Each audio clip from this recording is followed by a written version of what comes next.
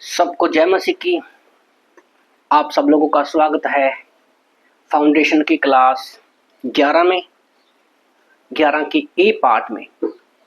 आज हम बात करने वाले हैं, सीखेंगे कैसे पवित्र आत्मा से भरे और मार्गदर्शन प्राप्त करें, कि कैसे हम पवित्र आत्मा से भर सकते हैं और कैसे उसकी अगुवाई में चल सकते हैं। आइए बच्चे, क्लास में जाने से पहले हम लोग प्रार्थना करते हैं। सर्वशक्तिमान परमेश्वर प्रभु यीशु, हम आपकी महिमा करते हैं। प्रभु धन्यवाद करते हैं आज के दिन के लिए। प्रभु जी हमारी सहायता करें, मदद करें पवित्र आत्मा, कि हम आपको जान सके कि आप कौन है, क्या है खुदा। हम प्रार्थना करते हैं परमेश्वर कि आप हमारी मदद करें, सहायता करें, इस क्लास को समझने में मदद करें। जो भी बैठे हैं प्रभु, जो भी लाइव देखेंगे, उनको भी आप मदद करना प्रभु जी, और सहायता करना प्रभु जी, कि हम अंत तक बने रहें, किसी तरह की कोई दिक्कत परेशानी ना हो। धन्यवाद प्रभु यीशु, आपने हमारी सारी प्रार्थनाओं को सुना है और उसे पूरा किया। प्रार्थना प्रभु यीशु के नाम से मांगते हैं, आमीन आमीन। ओके, तो अब तक हम लोगों ने देखा है कि 10 क्लासों में हम लोगों ने देखा है, हर क्लास का ए और बी पार्ट है, कि कैसे बाइबल ही परमेश्वर का वचन है, हम उसको कैसे लागू कर सकते हैं। फिर हमने ये भी जाना कि कैसे यीशु मसीह हमारा उद्धार करता है, कैसे हम लोगों को सुसमाचार सुना सकते हैं। फिर हमने ये भी देखे कि कुछ सवाल आते हैं हमारे सामने, तो हम उनको कैसे उत्तर दे सकते हैं। उसके बाद में हम लोगों ने ये भी जाना था कि विश्वासी जो है हमारा एक उद्धार करता है और अनंत काल के लिए हम बचाए गए हैं, मतलब कभी हम अपना उद्धार नहीं खो सकते किसी भी हालत में। और लास्ट क्लास में हम लोगों ने बपतिस्मे के बारे में सीखा था कि बपतिस्मे का महत्व क्या है, बपतिस्मे का उद्देश्य क्या है, कि बपतिस्मा हमारे अंदर के विश्वास का एक बाहरी चिन्ह है। ओके, और ये कोई छिड़काव का बपतिस्मा नहीं है, बल्कि पानी के अंदर डूबना है। ओके, तो आज हम जानेंगे कि कैसे पवित्र आत्मा से भरे और उसका मार्गदर्शन प्राप्त करें। पता, सबसे बड़ी बात जो आज है, लोग एक गलत फहमी में है। लोगों को लगता है कि आज हमें पवित्र आत्मा को हमारे अंदर आने की जरूरत है। वो पवित्र आत्मा के भरने के बारे में बाद में सोचते हैं। पहले उनके मन में सवाल ये आता है कि पहले मुझे पवित्र आत्मा मेरे अंदर आना जरूरी है। तो अगर आप इन क्लासेस को अब तक कर चुके हैं तो आपको जान गए हैं कि पवित्र आत्मा हमें कभी भी छोड़कर नहीं जाता, हमें वो हमारे अंदर रहता है। परमेश्वर ने हमें बयाने के रूप में उसको दिया है, क्योंकि जब हम धरती से जाएंगे तो हम परमेश्वर के बनाए हुए घर में रहेंगे। ओके, तो सबसे पहले तो ये जानना जरूरी है कि पवित्र आत्मा कौन है। जब तक हम यही नहीं जानेंगे, और पवित्र आत्मा उसके साथ हम लोग रिश्ते में कैसे बने रह सकते हैं। ओके, तो जिस पल आप यीशु मसीह को ग्रहण करते हो, परमेश्वर का आत्मा आपके अंदर हमेशा के लिए आ जाता है, और हम त्रिएक परमेश्वर की आराधना करते हैं। उसमें से एक व्यक्ति है, वो पवित्र आत्मा है। तो आज हम जानेंगे कि पवित्र आत्मा कौन है। ओके, तो बाइबल में सबसे पहले अध्याय में हम पवित्र आत्मा के कार्य को देखते हैं। जैसे उत्पत्ति की किताब अध्याय 1:1-2 में हमें एक प्रमाण मिलता है कि आदमी परमेश्वर का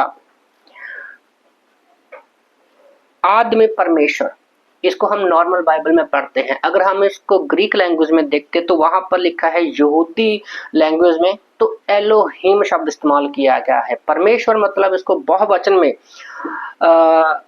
शामिल किया गया है, बहुवचन शब्द है जो एलोहिम।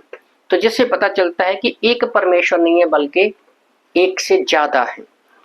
कि आकाश और पृथ्वी की सृष्टि की, और पृथ्वी बेडौल और सुनसान पड़ी थी, और गहरे जल के ऊपर अंधियारा था, तथा परमेश्वर का आत्मा जल के ऊपर मंडराता था। तो बाइबल के इस तथ्य की पुष्टि करता है कि परमेश्वर त्रिएक में से एक मौजूद है। त्रिएक का मूल अवधारणा ये है कि परमेश्वर 3 व्यक्तियों में एक परमेश्वर है। परमेश्वर 3 अलग अलग व्यक्तियों में एक परमेश्वर है, और ये कोई भी एक दूसरे से अलग नहीं है और सभी समान सार और सबका स्वभाव एक है, कोई भी अलग नहीं है। तो अब हम त्रिएक परमेश्वर की कैसे आराधना करते हैं, तो यहाँ पर कुछ एग्जाम्पल है, हम वचनों में देखेंगे। सबसे पहला व्यक्ति कौन है, वो है पिता। पिता परमेश्वर को पिता को परमेश्वर घोषित किया गया। तो सबसे पहले परमेश्वर है। जब हम पढ़ते हैं यूहन्ना की किताब अध्याय 6 वचन 27 में, यूहन्ना की किताब अध्याय 6 वचन 27 में लिखा है, नाशवान भोजन के लिए परिश्रम ना करो।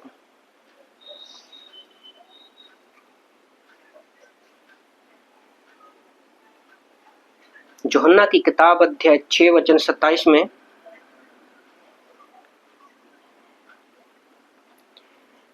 कि हाँ, नाशवान भोजन के लिए परिश्रम ना करो, परंतु उस भोजन के लिए जो अनंत जीवन तक ठहरा है, जिसे मनुष्य का पुत्र तुम्हें देगा, क्योंकि पिता अर्थात परमेश्वर ने उसी पर छाप दी है। तो यहाँ पर पिता को परमेश्वर कहा गया है। तो पहला व्यक्ति कौन है, परमेश्वर है, जिसको हम पिता कहते हैं। और इफिसियों की किताब अध्याय 1 वचन 3 भी इस बात को क्लियर करता है कि हमारे प्रभु यीशु मसीह के परमेश्वर, यीशु मसीह का परमेश्वर कौन है, पिता, यहोवा जिसको हम बोलते हैं, कि पिता का धन्यवाद हो, उसने हमें मसीह में स्वर्गीय स्थानों में सब प्रकार की आशीषें दे दी है। तो एक पिता परमेश्वर है जो ये चित्र करता है कि पहला व्यक्ति परमेश्वर है, उसको पिता बोला गया है। दूसरा पुत्र जो है उसको भी परमेश्वर घोषित किया गया है। पिता को भी परमेश्वर घोषित किया गया है, पुत्र को भी परमेश्वर घोषित किया गया है। जब हम पढ़ते हैं इब्रानी की किताब अध्याय 1 वचन 8 में, हिब्रू चैप्टर 1 वर्स 8 में परमेश्वर का वचन कहता है कि परंतु पुत्र से कहता है कि हे परमेश्वर, तेरा सिंहासन जुगो जुग रहेगा। परंतु पुत्र से कहता है, हे परमेश्वर, तेरा सिंहासन जुगा जुग रहेगा, तेरा राज्य का राजदंड का न्याय का राजदंड होगा, तेरा राज्य का राजदंड न्याय का राजदंड होगा। तो यहाँ पर पुत्र को भी परमेश्वर कहा गया है। और एक वचन और पढ़ते हैं मत्ती 1:23, उसमें भी क्लियर किया गया है कि जो पुत्र है वो भी परमेश्वर है। मत्ती 1:23 में परमेश्वर का वचन कहता है कि देखो, एक कुंवारी गर्भवती होगी और उस पुत्र को जनेगी, उसका नाम इम्मानुएल होगा, जिसका अर्थ है परमेश्वर हमारे साथ है। तो पुत्र को, बेटे को भी परमेश्वर कहा गया है। पहला पिता वो भी परमेश्वर है, दूसरा पुत्र वो भी परमेश्वर है। अब तीसरा पवित्र आत्मा को परमेश्वर घोषित किया गया है। पवित्र आत्मा, अब तीसरा व्यक्ति कौन है, वो पवित्र आत्मा है जिसको परमेश्वर घोषित किया गया है। प्रेरितों के काम अध्याय 5 वचन 3-4 को हम लोग पढ़ेंगे। प्रेरितों के काम अध्याय 5 वचन 3 और 4 को जब पढ़ते हैं तो लिखा है, परंतु पतरस ने कहा, हे अनन्या, शैतान ने तेरे मन में ये बात क्यों डाली कि तू पवित्र आत्मा से झूठ बोले और भूमि के दाम में से कुछ रख छोड़े। जब तक वह तेरे पास रही, क्या तेरा ना था? क्या जब बिक गई तो तेरे बस में ना थी? तूने ये बात मन में क्यों विचारी? तू मनुष्य से नहीं परंतु परमेश्वर से झूठ बोला। ये बातें सुनते ही हनन्याह गिर पड़ा।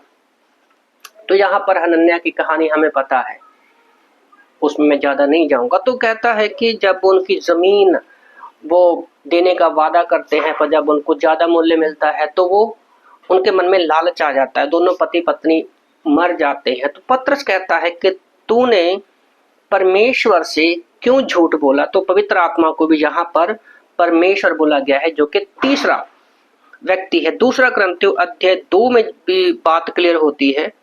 दूसरा कुरिन्थियों अध्याय 3 वचन 18 में भी परमेश्वर का वचन कहता है, परंतु जब हम सबके उघाड़े चेहरे से प्रभु का प्रताप इस प्रकार प्रकट होगा कि जिस प्रकार दर्पण में, तो प्रभु के द्वारा जो आत्मा है, हम उसी तेजस्वी रूप में अंश करके बदलते जाते हैं। तो प्रभु के द्वारा जो आत्मा है, प्रभु के द्वारा दिया गया हमें आत्मा है।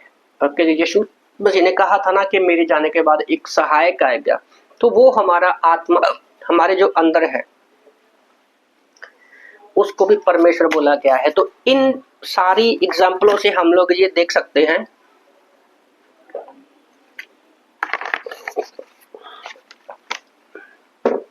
कि पहला व्यक्ति है पिता, वो परमेश्वर है, पुत्र यीशु मसीह वो भी परमेश्वर है, और पवित्र आत्मा ये आदमी है, व्यक्ति है। ओके, और इसको भी परमेश्वर कहा गया है बाइबल के अंदर। और फिर भी तीन व्यक्तियों के समान रूप में एक रूप में पहचाना जाता है। ये कार्य में अलग अलग है पर स्वभाव में ये एक है।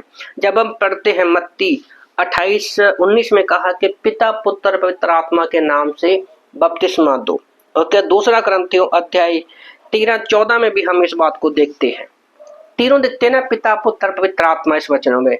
तो दूसरा कुरिन्थियों अध्याय 13 में जब हम पढ़ते हैं 13 के 14 वचन में, दूसरा कुरिन्थियों अध्याय 13 वचन 14 में लिखा है कि प्रभु यीशु मसीह का अनुग्रह और परमेश्वर का प्रेम और पवित्र आत्मा की सहभागिता तुम सबके साथ होती रहे। तो जहां पर भी ये एक दिखते हैं कि यीशु मसीह का अनुग्रह, परमेश्वर का प्रेम और पवित्र आत्मा की सहभागिता तुम सबके साथ होती रहे। ओके, तो परमेश्वर एक त्रिएक के रूप में प्रकट किया गया है। प्रकाशन हमारे एक रहस्य और विश्वास के द्वारा भरोसे के अनुसार परमेश्वर एक आत्मविश्वास प्रकट होता है। ओके, तो मसीह के बपतिस्मे के समय हम परमेश्वर के तीन विशिष्ट व्यक्तियों की भूमिका को स्पष्ट रूप से देखते हैं। जब यीशु मसीह का बपतिस्मा हुआ तब भी हम पिता पुत्र पवित्र आत्मा को देखते हैं। जैसे मत्ती की किताब अध्याय 3 वचन 16-17 में भी परमेश्वर का वचन कहता है और जब यीशु बपतिस्मा लेकर तुरंत पानी से बाहर आया तो देखो उसके लिए आकाश खुल गया और उसने परमेश्वर के आत्मा को कबूतर की नाई उतरते देखा और ऊपर अपने ऊपर आते देखा, और देखो ये आकाशवाणी हुई कि ये मेरा प्रिय पुत्र है जिससे मैं प्रसन्न हूं। पुत्र जो पानी में बपतिस्मा ले रहा है, पवित्र आत्मा जो कबूतर के नाई उसके ऊपर दिखाई दे रहा है, और आकाशवाणी में हम पिता की आवाज को देखते हैं। तो यहां पर हम पिता पुत्र पवित्र आत्मा को तीन व्यक्तियों को देखते हैं। ओके, तो पवित्र आत्मा की भूमिका उद्धार के उसकी विशिष्ट भूमिकाओं के क्षेत्र में कुछ बाइबल के शिक्षक परमेश्वर की भूमिकाओं को नीचे पवित्र आत्मा की जो भूमिका है उसको स्पष्ट करने के लिए कुछ एग्जाम्पल दिए गए हैं। जैसे पहला है कि परमेश्वर पिता ने हमारे उद्धार के लिए योजना बनाई। पिता परमेश्वर, अब पहले तो हमने ये जाना कि ये तीनों ही व्यक्ति हैं, तीनों ही स्वभाव में सेम है। अब इनकी भूमिका की बात हो रही है कि ये तीनों अलग अलग भूमिका कैसे निभाते हैं। ओके, तो सबसे पहला है परमेश्वर पिता ने उद्धार के लिए योजना बनाई। कहाँ पता चलता है? यूहन्ना 3:16 में जब हम देखते हैं कि पिता ने जगत से ऐसा प्रेम किया, ओके, हमारे उद्धार के लिए उसने एक योजना बनाई कि अपने एक लौते बेटे यीशु मसीह को भेज दिया। तो इससे पता चलता है कि पिता का क्या काम है, उसने योजना बनाई। प्रेरितों के काम अध्याय 2 वचन 22-23 को भी हम पढ़ेंगे। प्रेरितों के काम अध्याय 2 वचन 22 और 23 लिखा है, हे इजराइलियों, ये बातें सुनो कि यीशु नासरी एक मनुष्य था जिसका परमेश्वर की ओर से होने का प्रमाण उस सामर्थ्य के कामों और आश्चर्य के कामों और चिन्हों से प्रकट है जो परमेश्वर ने तुम्हारे बीच उसके द्वारा कर दिखाई, जिसे तुमने आप ही जानते हो। 23 में, उसी को जब वह परमेश्वर की ठहराई हुई मनसा और होनहार के ज्ञान के अनुसार पकड़वाया गया तो तुमने अधर्मियों के हाथ उसे क्रूस पर चढ़ा दिया। तो यहाँ पर क्या है, परमेश्वर की ओर से होने का परिमाण, परमेश्वर की ओर, पिता परमेश्वर की ओर से होने का परिमाण। यहाँ पर लुक्का भी इस बात को बड़ा क्लियर करता है कि पिता ने हमारे लिए उद्धार की योजना बनाई और अपने बेटे को धरती पर भेजा, पर तुम लोगों ने उसको अधर्मियों के हाथ में पकड़वा दिया। तो इससे हमें पता चलता है कि पिता ने हमारे लिए उद्धार की योजना बनाई। दूसरा, पुत्र का भी क्या भूमिका है हमारे जीवन में। तो पुत्र की बारे में बताती है बाइबल कि परमेश्वर पुत्र के क्रूस पर हमारे उद्धार का भुगतान किया। पिता ने योजना बनाई, पुत्र ने हमारे लिए उद्धार को, उस योजना को पूरा किया, हमारे लिए उद्धार के लिए अपनी जान दे दी कि पुत्र ने क्रूस पर हमारे उद्धार का भुगतान किया। यूहन्ना की किताब अध्याय 3:16 ने कि अपने इकलौते बेटे को भेजा कि जो यीशु मसीह पर विश्वास करे वो कभी नाश ना हो पाएगा। और पहला पत्रस अध्याय 2:24 भी बड़ा क्लियर करता है। पहला पत्रस अध्याय 2:24 में परमेश्वर का वचन कहता है, वह आप ही हमारे पापों को अपनी देह पर लिए हुए क्रूस पर चढ़ गया, जिससे हम पापों के लिए मर के धार्मिकता के लिए जीवन बिताएं। उसी के मार खाने से तुम चंगे हुए हो। तो पुत्र की भूमिका क्या थी कि उसने हमारे पापों के लिए क्रूस पर भुगतान किया। अब पवित्र आत्मा की भूमिका, परमेश्वर आत्मा स्वयं हमें सिखाता है और हमें दुनिया के लिए उद्धार के बारे में परिचित करता है। मतलब पवित्र आत्मा के द्वारा ही हमें सिखाता है और दुनिया के सामने हम यीशु मसीह की गवाही देते हैं, सुसमाचार सुनाते हैं। जैसे यूहन्ना की किताब अध्याय 14:6 को जब हम पढ़ते हैं, यूहन्ना की किताब अध्याय 14:26, यूहन्ना की किताब अध्याय 14:26। ओके, अब पिता ने योजना बनाई, बेटे ने उस योजना को पूरा किया। अब किसकी सहायता से हो रहा है? तो यूहन्ना 14:26 में परमेश्वर का वचन कहता है, परंतु सहायक अर्थात पवित्र आत्मा। तो पवित्र आत्मा का कार्य क्या है? हमारा वो सहायक है। ओके, परंतु सहायक अर्थात पवित्र आत्मा जिसे पिता ने मेरे नाम से भेजेगा, वह तुम्हें सब बातें सिखाएगा और जो कुछ मैंने तुमसे कहा है वह सब तुम्हें स्मरण कराएगा। तो पिता और पुत्र की जो बातें हैं उन सारी चीजों को स्मरण दिलाने के लिए परमेश्वर का आत्मा जो है हमारे अंदर कार्य करता है और वो हमें सिखाता है सुसमाचार के बारे में, परमेश्वर के बारे में। जो यूहन्ना के 16:7 में जब हम पढ़ते हैं,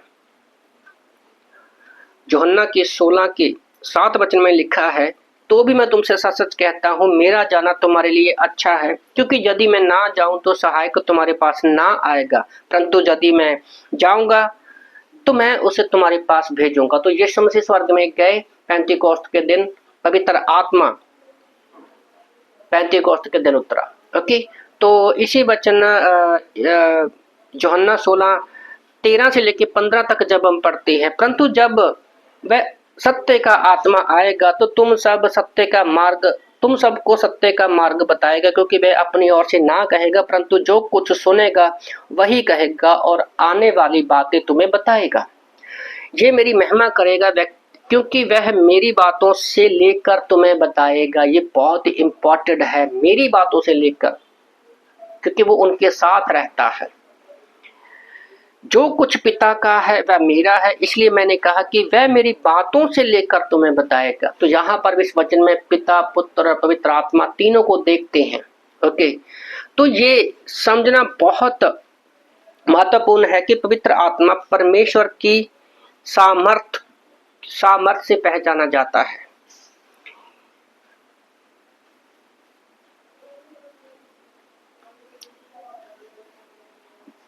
पवित्र आत्मा को हम परमेश्वर की सामर्थ के रूप में भी जान सकते हैं। जैसे प्रेरितों के काम अध्याय 1:8 में हम वचनों को जब पढ़ते हैं तो यहाँ पर लिखा है कि परंतु पवित्र आत्मा तुम पर आएगा, तब तुम सामर्थ पाओगे। यरूशलेम और सारे यहूदिया और सामरिया में पृथ्वी की छोर तक तुम मेरे गवाह होगे। तो जो सुसमाचार प्रचार करने का काम खुदा ने हमें दिया है वो कैसे कर सकते हैं? वो परमेश्वर की सामर्थ जो पवित्र आत्मा है उसके द्वारा ही हम कर सकते हैं। ये कोई याद रखो, ये समझने वाली बात है कि ये कोई अलौकिक शक्ति नहीं है जो हमारे अंदर आ जाती है, जहाँ कोई आत्मिक ऐसा बल नहीं है। वो एक व्यक्ति है जो बलवान है, ओके, और वह त्रिएक परमेश्वर का तीसरा व्यक्ति है, ओके। तो जब हम शास्त्रीय रूप में अध्ययन करते हैं तो हम समझते हैं कि पवित्र आत्मा में परमेश्वर के सभी गुण हैं, ओके। तो जैसे पिता के अंदर, पुत्र के अंदर गुण है, पवित्र आत्मा के अंदर भी हम उन सारे गुणों को पाते हैं। तो उसके गुणों में सबसे पहले क्या आता है कि एक पवित्र आत्मा के पास एक व्यक्ति का मन है। पहला पॉइंट मैं चाहता हूं कि आप इन पॉइंट्स को लिखें और याद रखें कि पवित्र आत्मा एक्चुअल में है क्या। तो पवित्र आत्मा में सर्वशक्तिमान परमेश्वर का मन है। पहला कुरिन्थियों अध्याय 2 वचन 10 में जब हम पढ़ते हैं, पहला कुरिन्थियों अध्याय 2 वचन 10 में जब हम पढ़ते हैं कि परंतु परमेश्वर ने उनको अपने आत्मा के द्वारा हम पर प्रकट किया, क्योंकि आत्मा सब बातें वरन परमेश्वर की दृढ़ बातों को जानता है। तो पवित्र आत्मा के पास परमेश्वर का मन है क्योंकि वो परमेश्वर की सारी बातों को जानता है, ओके। और रोमन की किताब अध्याय 8 वचन 27 में भी लिखा है, रोमी की किताब अध्याय 8 वचन 27 में भी परमेश्वर का वचन कहता है कि मनों को जांचने वाला है कि आत्मा की मनसा क्या है, क्योंकि वह पवित्र लोगों के लिए परमेश्वर की इच्छा के अनुसार विनती करता है। हमारे मनों को वो जानता है, परमेश्वर के मनों को भी जानता है। और जब हमें नहीं पता कि हमें कैसे प्रार्थना करनी है तो पवित्र आत्मा हमारी ओर से प्रार्थना करता है। तो इन दो वचनों से हमें पता चलता है कि पवित्र आत्मा के पास सर्वशक्तिमान परमेश्वर व्यक्ति का मन है, ओके। दूसरा क्या है, इसके गुणों में दूसरा पॉइंट है कि पवित्र आत्मा इच्छा रखता है, ओके। जैसे हमारी इच्छाएं होती हैं, बुरी इच्छाएं होती हैं, अच्छी इच्छाएं होती हैं, उसी तरह से पवित्र आत्मा भी इच्छाओं को रखता है। जब हम पढ़ते हैं पहला कुरिन्थियों अध्याय 12 वचन 11 में, फर्स्ट कुरिन्थियों चैप्टर 12 वर्स 11 में, परंतु वे सब प्रभावशाली कार्य वही एक आत्मा करता है, जिसे चाहता है वह बांट देता है। प्रभावशाली कार्य, ओके, वही आत्मा करवाता है, जिसे जो चाहता है वह बांट देता है, ओके। तो तीसरा उसके पास क्या गुण है कि उसके पास भावनाएं भी हैं, उसके पास भावनाएं भी हैं। जब हम पढ़ते हैं अफिसियों की किताब अध्याय 4 वचन 30,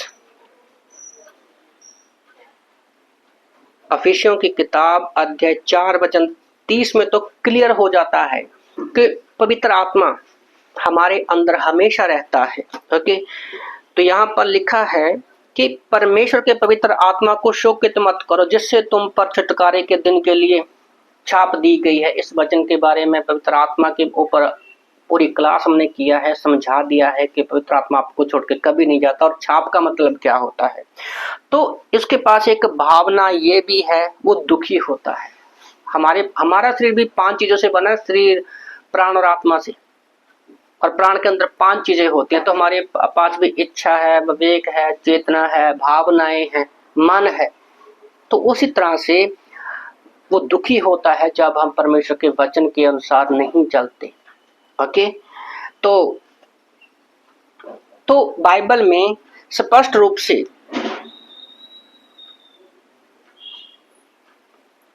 पवित्र आत्मा को भी प्रभु बोला गया है बाइबल में। तो वचन जब हम पढ़ते हैं प्रेरितों के काम अध्याय 5 वचन 3-4, जो गुण में नेक्स्ट पॉइंट है कि पवित्र आत्मा को प्रभु और परमेश्वर कहा गया है। जब हम पढ़ते हैं प्रेरितों के काम अध्याय 5 वचन 3 और 4, प्रेरितों के काम अध्याय 5 वचन 3 और 4 में, परंतु पतरस ने कहा, हे हनन्याह, शैतान ने तेरे मन में ये बात क्यों डाली कि तू पवित्र आत्मा से झूठ बोले और भूमि का दाम लेकर क्यों छोड़े। वही वहां पर पवित्र आत्मा को परमेश्वर कहा गया है, ओके। और दूसरा कुरिन्थियों 3:17 भी हम लोगों ने पहले ही पढ़ लिया है और एक बार फिर मैं पढ़ूंगा। पहला कुरिन्थियों अध्याय 3 वचन 17 में, क्योंकि यदि परमेश्वर का मंदिर को नाश करेगा तो परमेश्वर उसे नाश करेगा, क्योंकि परमेश्वर का मंदिर पवित्र है और वह तुम हो। इस बात को समझना होगा कि हमारा शरीर परमेश्वर का पवित्र मंदिर है और हमारे अंदर अफिसियों 4:30 के अनुसार, पहला अफिसियों की किताब अध्याय 1:13 के अनुसार परमेश्वर का आत्मा हमेशा के लिए हमारे अंदर है। तो जो उसको कोई नाश करेगा परमेश्वर उसको नाश करेगा। तो इन वचनों से भी हमें पता चलता है कि पवित्र आत्मा को प्रभु और परमेश्वर कहा गया है। ओके, तो अब तक हमने ये देखा कि बाइबल की पवित्र आत्मा एक्चुअल में है क्या। मैं इसको थोड़ा लंबा इसलिए लेके गया, सारे वचनों को इसलिए पढ़ा ताकि हम जाने कि एक्चुअल में पवित्र आत्मा है क्या। पवित्र आत्मा ऐसा नहीं है कि मैं जब संडे को जाऊंगा वहां पर पवित्र आत्मा मेरे पर उतरेगा तब ही मैं कुछ कर पाऊंगा, ऐसा नहीं है। पवित्र आत्मा हमेशा हमारे अंदर है, वो हमारे जीवन में कार्य करना चाहता है। वो एक व्यक्ति है, कोई ताकत नहीं है, वो एक व्यक्ति है जो परमेश्वर है और वो हमारे अंदर है। ये हमें समझने की जरूरत है। जिस पर हम ये समझेंगे हमारे जीवन में ऑटोमेटिकली बदलाव आएगा। ओके, तो विश्वासी के लिए एक दैवीय सहायक का वादा, पास्टर ने यहाँ पर पॉइंट दिया है कि हर एक विश्वासी के लिए एक दैवीय सहायक का वादा, परमेश्वर ने हर एक व्यक्ति को पवित्र आत्मा देने का वादा किया है, सहायक देने का वादा किया है। ओके, तो हमारे प्रभु यीशु मसीह के स्वर्गारोहण से पहले उसने अपने चेलों को भविष्य में उनके पवित्र आत्मा की भूमिका के बारे में कुछ निर्देश दिए हैं। जैसे हम पढ़ते हैं यूहन्ना की किताब अध्याय 14:16 में, जॉन चैप्टर 14:16 में, कि मैं पिता से विनती करूंगा कि वह तुम्हारे लिए एक सहायक देगा, वो सर्वदा तुम्हें याद रखे। मैं पिता से विनती करूंगा वह तुम्हें एक सहायक देगा कि वह सर्वदा तुम्हारे साथ रहे। तो ध्यान देके यीशु ने पवित्र आत्मा को ये कहा है। ओके, तो अब ये समझना जरूरी है कि पवित्र आत्मा हमारा सहायक कैसे है। ओके, पवित्र आत्मा हमारा सहायक कैसा है। तो ओरिजिनल बाइबल इसके बारे में क्या कहती है।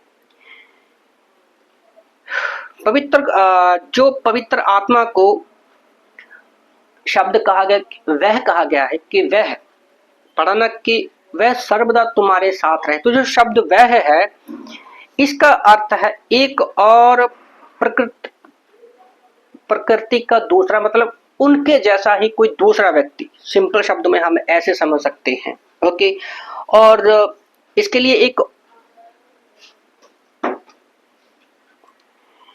तो ये जो वह शब्द है ये दो यूनानी शब्दों से बना है। ओके, पहला है एलोस। एलोस का अर्थ है एक और वैसा ही व्यक्ति, और दूसरा शब्द जो है वो शब्द है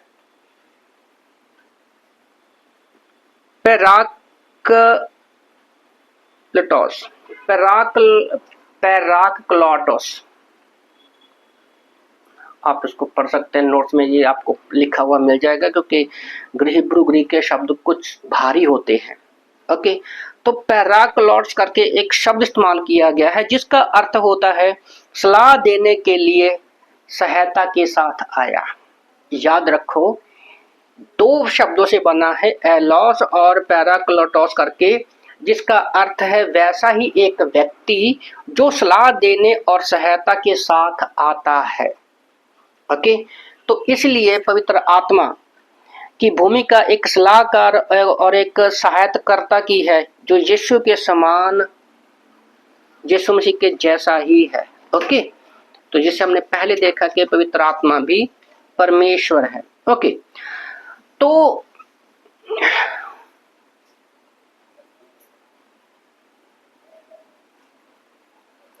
यहाँ पर पास्टर ने, जब मैं इस क्लास को पढ़ रहा था 2021 में, तीसरी बार इस क्लास को पढ़ रहा था, तो यहाँ पर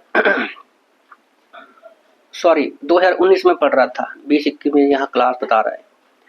तो पास्टर ने एक चीज बताई थी, मैंने यहाँ पर अपने नोट्स में लिखी हुई है कि वचन, एक तो वचन है, दूसरा एक पास्टर है जो हमें सिखाता है, ओके, और तीसरा व्यक्ति परमेश्वर है और पवित्र आत्मा जो हमें समझाता है। ओके, हम स्कूल में सीख कर आते हैं, स्कूल में बच्चों को कोई काम दिया जाता है, जहाँ पढ़ाया जाता है, वो सिखाता है, पर क्या उसको जो बातें बोली गई है समझ आई है या नहीं आई है?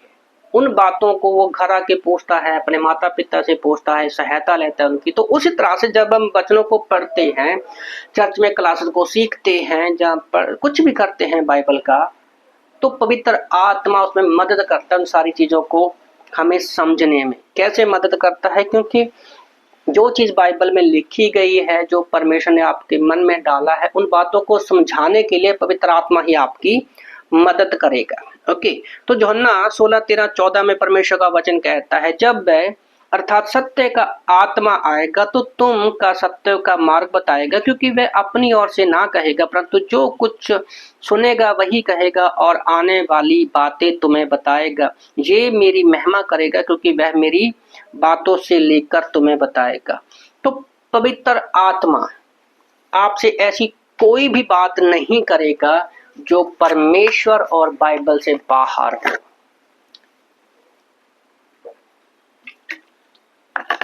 इस बात को समझना बहुत जरूरी है।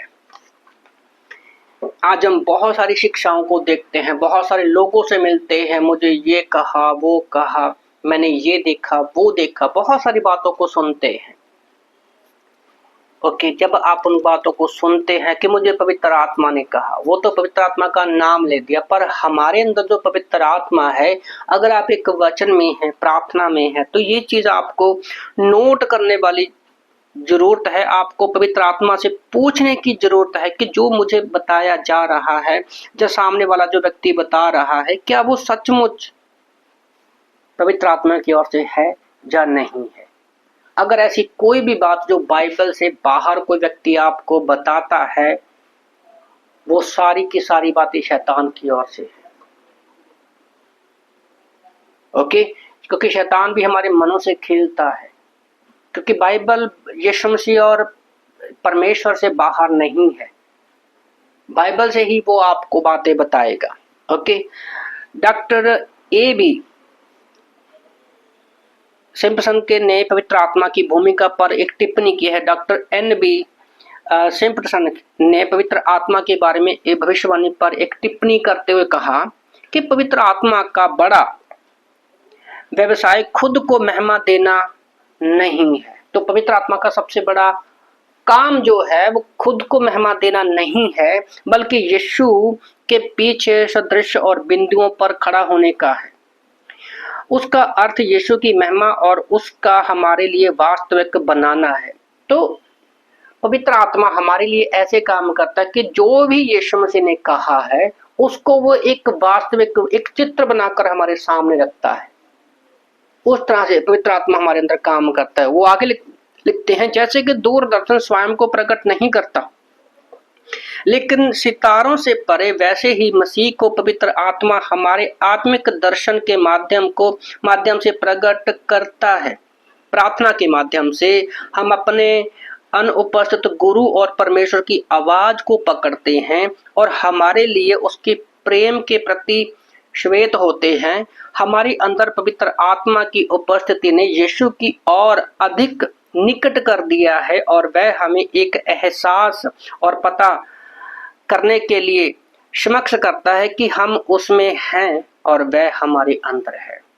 यीशु मसीह को किसी ने नहीं देखा आज हमने, जो स्वर्ग में बैठा है, हमारे लिए प्रार्थना कर रहा है, वो कैसा है, उसका एक चित्र के रूप में, एक व्यक्ति के रूप में हमारे सामने उसको प्रकट करता है। कभी कभी होता है ना ऐसा, हम जब बाइबल पढ़ते हैं तो ऐसे लगता है कि जैसे कोई सामने हमारे हमसे बातें कर रहा है, और वो शब्द जो है वो बाइबल को पढ़ते समय जब हमारे पास एक व्यक्तिगत रूप से हमें देखे, क्योंकि आमने सामने हमसे बैठ के बात कर रहा है, तो वो शब्द रहीमा बन जाता है। और उन सारी बातों में कौन मदद करता है हमारी? वो है पवित्र आत्मा।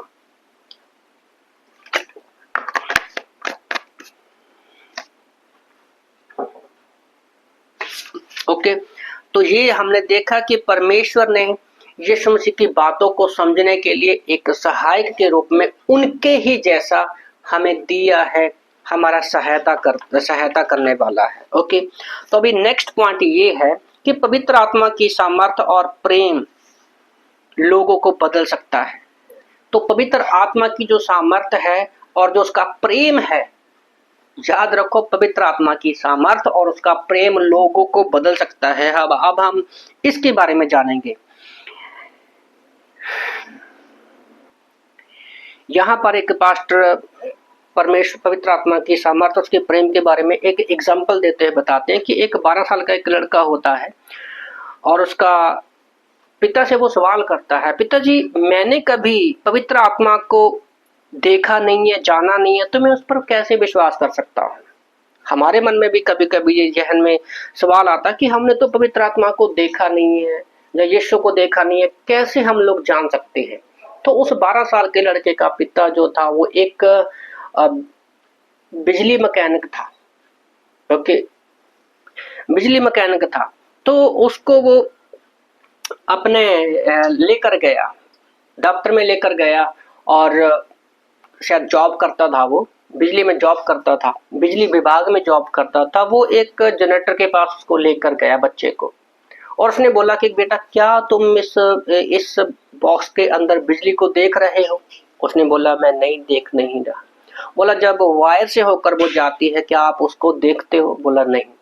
तो बोला जब वो कार्य बिजली जब इसको चालू करते हैं, जनरेटर से बिजली निकलती है, तारों के माध्यम से हमारे घरों तक पहुंचती है, हम स्विच ऑन करते हैं, बल्ब जगता है, पंखे चलते हैं, टीवी चलता है, तो हमें पता चलता कि हाँ ये कार्य करता है। तो बोला उसी तरह से पवित्र आत्मा है और हम उस पर विश्वास करते हैं।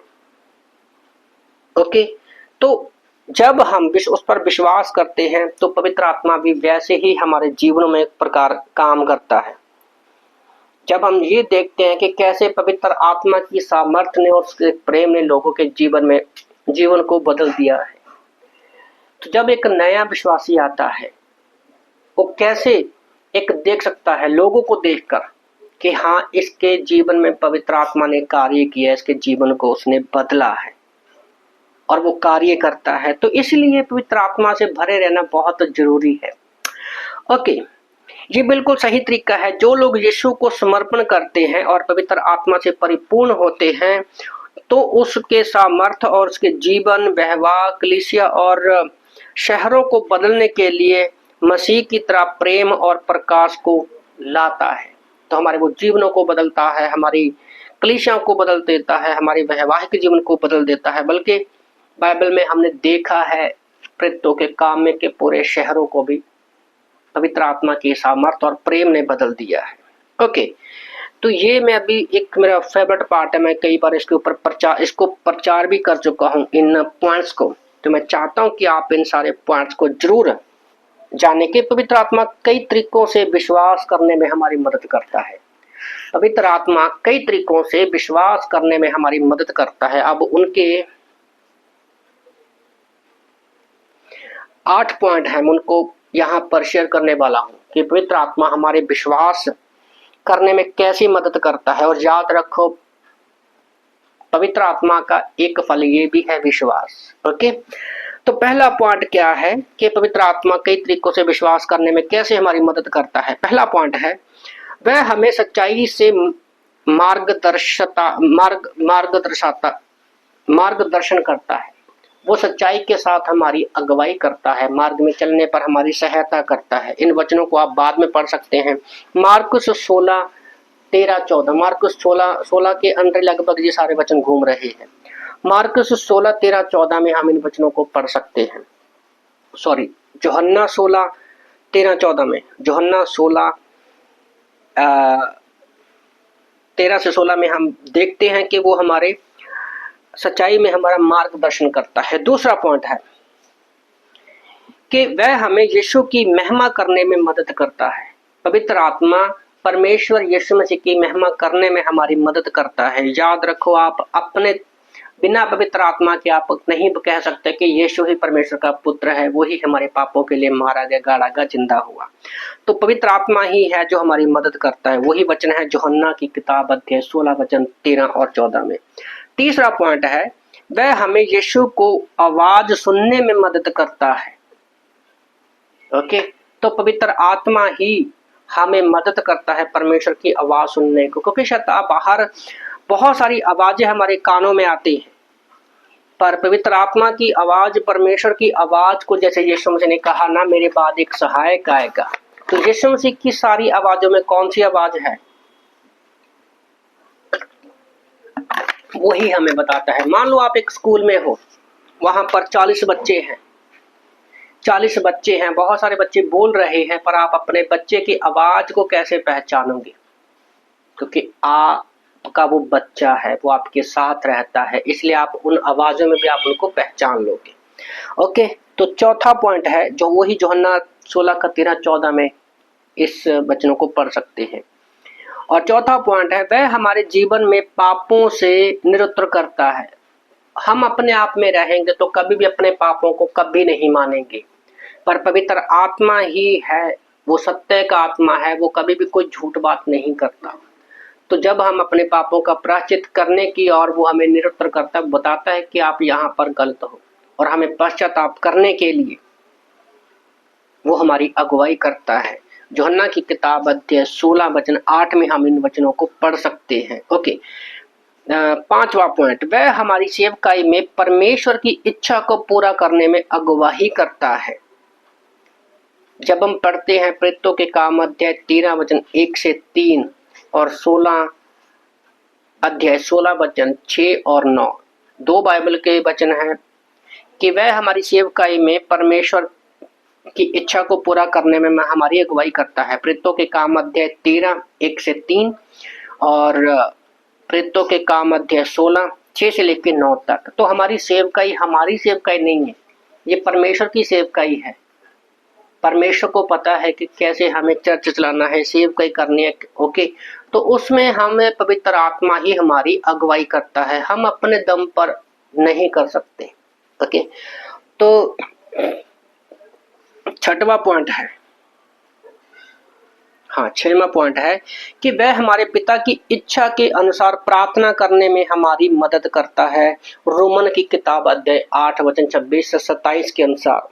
तो जब हम दुखी होते हैं, परेशान होते हैं, हमें पता नहीं है कि हमेशा ये प्रार्थना करना कैसा है, तो उसी समय पवित्र आत्मा हमारी मदद करता है कि हमें कैसे प्रार्थना करनी है। ओके, 7वां पॉइंट है कि वह हमें सामर्थ्य से भरता है और हमें परमेश्वर के जागरूक बनाता है जब वह खोए हुओं के साथ सुसमाचार की गवाही को साझा करते हैं। वह हमें सामर्थ्य से भरता है, हमें परमेश्वर के जागरूक बनाता है जब हम खोए हुए लोगों के साथ सुसमाचार की गवाही को साझा करते हैं। इस बात को समझने के लिए आपको लोगों के बीच में जाकर, सड़कों पर, घरों में, कहीं पर भी आपको मौका मिलता है, जब आप नए लोगों को सुसमाचार सुनाते हो, आप अपनी गवाही देते हो, लोगों को गवाही देते हो कि कैसे यीशु मसीह हमारे पापों के लिए धरती पर आए, मारे गए, गाड़े गए, जिंदा हो गए। और हम जब ये वचन को बताते हैं, गवाही बताते हैं, तो पवित्र आत्मा उनके मनों को परमेश्वर के प्रति जागरूक करता है और वो लोग तौबा करते हैं। क्या कभी ऐसा हुआ है कि आप प्रभु के बारे में बता रहे हो और वो व्यक्ति कहे कि हाँ, मुझे यीशु मसीह पर विश्वास करना है? तो जो उसने बोला मुझे विश्वास करना है, उसे वो पवित्र आत्मा ने ही जागरूक बनाया है परमेश्वर के प्रति, और हमें वो सामर्थ्य देता है कि हम परमेश्वर की बातें, हमारे मुंह को वो इस्तेमाल करता है कि हम उसको बता सके। ओके, प्रेरितों के काम अध्याय 1 वचन 8 में। ओके, तो 8वां पॉइंट और लास्ट पॉइंट है, वह मसीह जैसे प्रेम से हमारे हृदय को भरता है। वह मसीह जैसे प्रेम से हमारे हृदय को भरता है। गलातियों की किताब अध्याय 5 वचन 5 और गलातियों की किताब अध्याय 5 वचन 22। तो पवित्र आत्मा का पहला फल क्या है? प्रेम है। वही प्रेम जो यीशु मसीह ने हमारे लिए किया। अब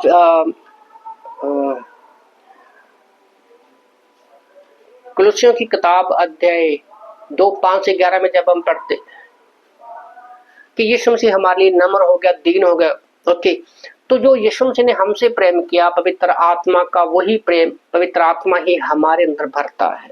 ओके, तो ये थे वो 8 पॉइंट जो विश्वास करने में पवित्र आत्मा हमारी मदद करता है, विश्वास में मदद करने में। ओके, तो विश्वासियों के रूप में हमें पवित्र आत्मा की सामर्थ्य और जीवन में बहुत अधिक होनी चाहिए। वह यीशु द्वारा हमारे लिए एक सहायक के रूप में दिया गया है। वह अपनी सामर्थ्य और परिवार के सदस्यों से प्रेम नहीं कर सकते, हम लोगों से प्रेम नहीं कर सकते, कहीं पर भी नहीं, पर पवित्र आत्मा इसमें हमारी मदद करता है। ओके,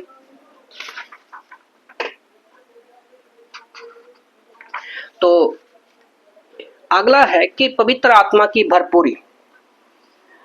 पवित्र आत्मा की भरपूरी के बारे में हम लोग बात करेंगे। तो सुनिए, पास्टर यहाँ पर बोलते हैं कि अगर यीशु मसीह के साथ जो उसके चेले थे, 11 प्रेरित जो यीशु के साथ चले और बातें की और उन्होंने पवित्र आत्मा से भरने और अगुवाई करने की जरूरत थी, जब 11 चेलों को पवित्र आत्मा के साथ चलने उसके भरने की जरूरत थी, तो आज उनसे ज्यादा हमें भरने की ज्यादा जरूरत है। ओके, और हर सुबह हम जब निकलते हैं तो किस भाव से निकलते हैं? क्या हम सुबह उठते हैं और मूर्खों की तरह बिना परमेश्वर से बात किए हम लोग चलते हैं और हम विश्वास का कोई भी कदम नहीं उठाते? क्या हम सुबह में कहते हैं पवित्र आत्मा आप हमारी मदद करो?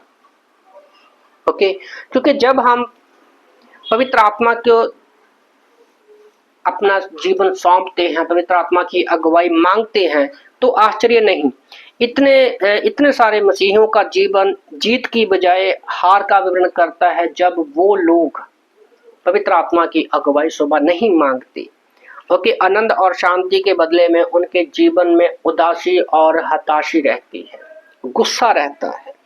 तो अफिसियों की किताब अध्याय 5 और 6 में प्रेरित पौलुस ने मसीहियों को इसके बारे में जागरूक किया है। तो आत्मा की भरपूरी के बारे में वो कुछ पॉइंट यहाँ पर बता रहे हैं। पहला है कि आराधना, अफिसियों 5:19 में आराधना में हमें पवित्र आत्मा की भरपूरी की जरूरत है, अफिसियों की किताब अध्याय 5:19 के अनुसार। दूसरा पॉइंट है हमारे वैवाहिक जीवन में पवित्र आत्मा की भरपूरी की जरूरत है। जब पढ़ते हैं अफिसियों की किताब अध्याय 22 से लेकर 32 तक, अगर पति पत्नी के जीवन में पवित्र आत्मा की भरपूरी नहीं रहेगी तो हम कभी भी अपने वैवाहिक जीवन को अच्छे से नहीं चला सकेंगे। तीसरा पॉइंट है कि पवित्र आत्मा की भरपूरी के लिए हमारे काम की जगह पर, हमारे कार्यस्थल में पवित्र आत्मा की भरपूरी जरूरी है। अफिसियों की किताब अध्याय 6 वचन 5 और 9 को जब हम पढ़ते हैं तो पवित्र आत्मा की भरपूरी जरूरी है। छठवा है, कौन सा पॉइंट है? पहला, दूसरा, तीसरा, चौथा पॉइंट है कि आत्मिक युद्ध में हर एक विश्वासी आत्मिक युद्ध में है, तो उसके लिए भी हमें पवित्र आत्मा की भरपूरी की जरूरत है। अफिसियों की किताब अध्याय 6 वचन 10 से लेकर 19 तक जब हम पढ़ते हैं तो अगला पॉइंट है कि मसीह की गवाही में हमें पवित्र आत्मा की भरपूरी की जरूरत है। अफिसियों की किताब अध्याय 6 वचन 20 में पवित्र आत्मा से भरने का हमें आदेश दिया गया है। हमारे विश्वासी जीवन में हर प्रमुख भाग में पवित्र आत्मा से भरना आवश्यक है। ये दिलचस्प बात है। ओके, लेकिन पौलुस अध्याय 5 और 6 में कुछ अनुच्छेदों की शुरुआत करता है जिसमें अफिसियों 5:15 से 18 में कुछ उपदेश दिए गए हैं। वो कहता है, अफिसियों 5:15 से 18 में लिखता है कि इसलिए ध्यान से देखो कि कैसी चाल चलते हैं, निर्बुद्धियों की नाई नहीं परंतु बुद्धिमानों की नाई चलो, और अवसर को बहुमूल्य समझो क्योंकि दिन बुरे हैं। इस कारण निर्बुद्ध ना हो, पर ध्यान से समझो कि प्रभु की क्या इच्छा है, और दाखरस से मतवाले ना बनो, क्योंकि इससे लुचपन होता है, पर आत्मा से भरपूर होते जाओ। तो वो पौलुस आत्मा से भरने में विश्वासियों को सुझाव का, पौलुस यहाँ पर ये एक सुझाव नहीं दे रहा कि तुम लोग आत्मा से भरो, बल्कि वो यहाँ पर हमें आदेश दे रहा है।